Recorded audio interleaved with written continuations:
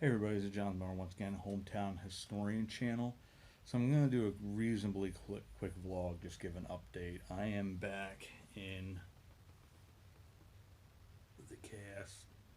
Hope you can see that. It's in that monstrosity. It's like dragging a moose around, but I had broken it open again. I don't know if I talked about that or not in any videos, but went and did some painting. It was just a little bit too much, and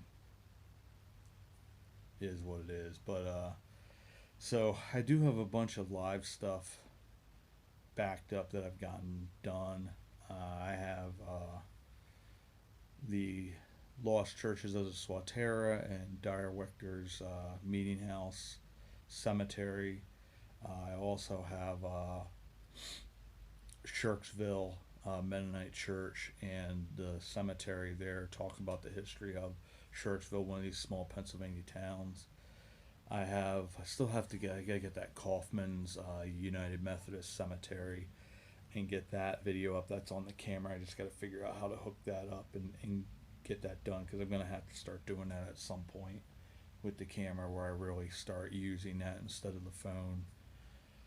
I also have the St. Paul's United Brethren Church that Moss Lady arranged, and also I went back and was able to film at Ono at Mount Nebo Cemetery to refilm that. I'm in the process of getting a couple different things done there as well.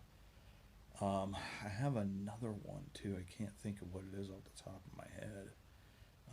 And then I also have the one that probably will come out today.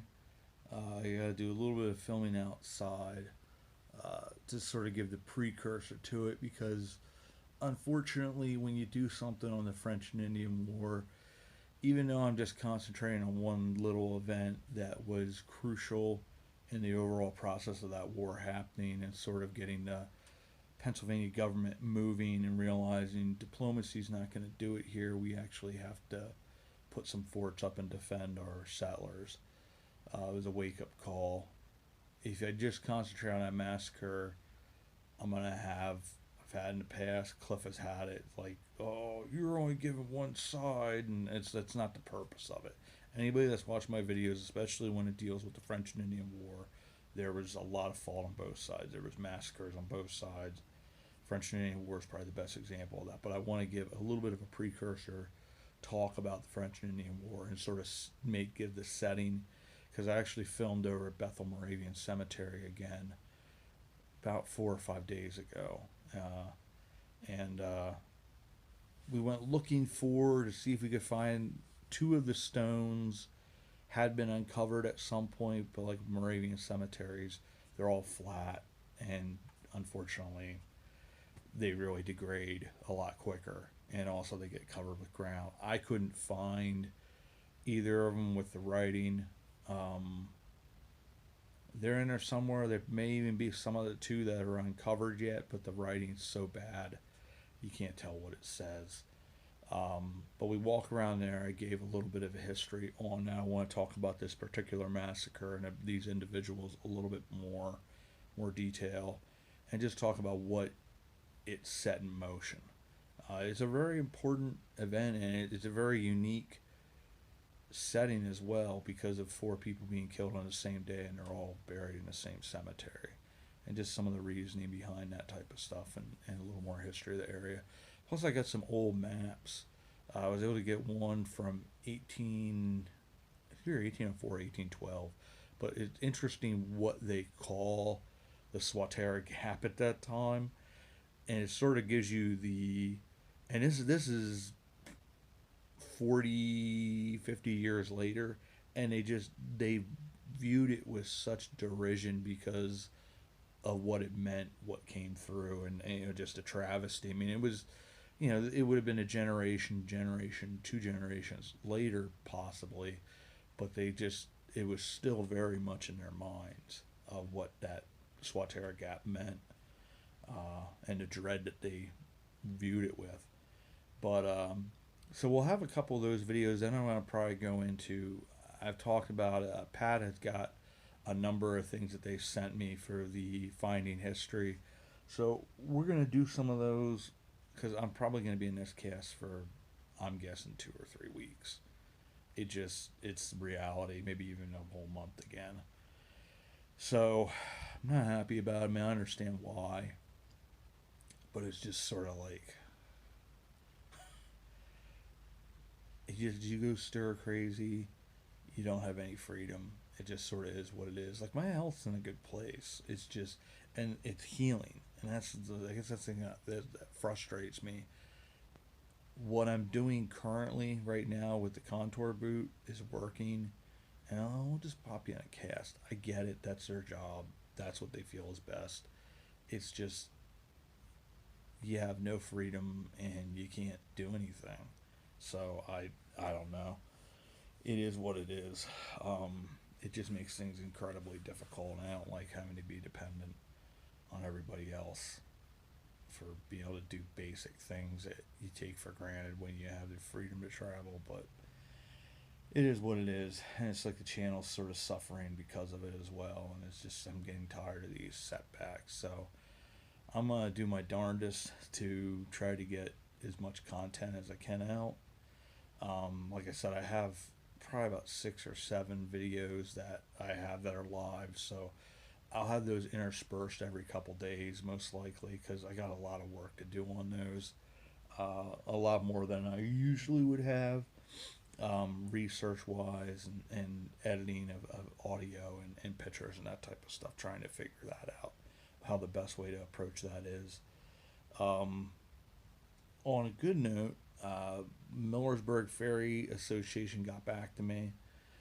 They, and once again, this is contingent upon the water levels, which the water levels should be good because it's been raining consistently, and the water levels are good now. So Memorial Day is when they officially, somewhere before then, they get the boats out off dry dock into the river again, and then it's around right around Memorial Day. Like I'd like to stay away from the first, at least the first couple weeks. Um, I'm thinking just because of where I'm at, because I'm gonna have to wear this contour boot yet for probably another 8 weeks after the cast comes off. So say I'm in a cast till end of April, May and June it's gonna be in the contour boot. So the event will probably be July.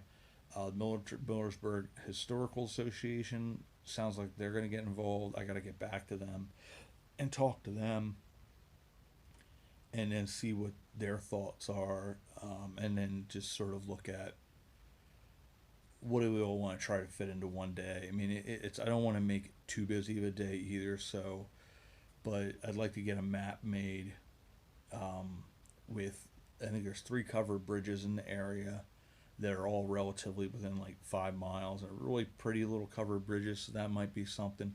There's also for families. Tobias Wildlife Park is right in the area, so it's something like you get the ferry ride, and then that's something to like right down the road in Halifax. You also have Fort Halifax Park. It's not really a whole lot to see there, but it's still pretty cool. Pretty cool place. A lot of history from French and Indian War. And then also the big one is the Ned Smith Art and Nature Center. So we'll see what they would look at and say they plan. And get, obviously, people want to go out and eat. There's a bunch of like really cool restaurants right there in the area. Yeah, the Wooden Nickel is the big one, but there's another small one, like I don't want to call it a bistro, but whatever it is, it's like right up from the river, right down from where the boat comes in. So there's a lot of really cool main streets, very very cool. So there's a lot of stuff. So I want to go through with them to see what they are all thinking, and maybe get something, make something up myself, and have that to hand out to everybody on that day. And depending on where I'm at that stage, if I have the merch shop up and running by then, and it also depends where I am financially. I'm thinking about, I'm going to try to have some merch there as well to give out to our subscribers and to you guys as well, whoever shows up. So, and just make it a cool event and go from there. But that's starting to build. We're starting to get that planned and go from there. But This is another, it's a setback. I'm sort of used to it, but it's just today was a little disappointing. Yeah, it just is what it is.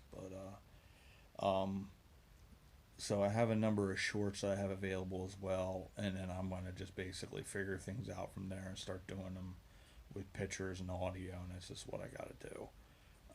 Because I really don't have much of a choice at this stage, because I'm not letting the channel drop again like it did the last time when I was in for like a month and a half in this boot, or longer. I think mine has been 2 months, but anyways, so that's where we're at. I just wanted to give you guys a quick update, and I think that's it. But anyways, so I want to say thank you once again, as you guys have been supporting the channel, and as always, we will see you all about town.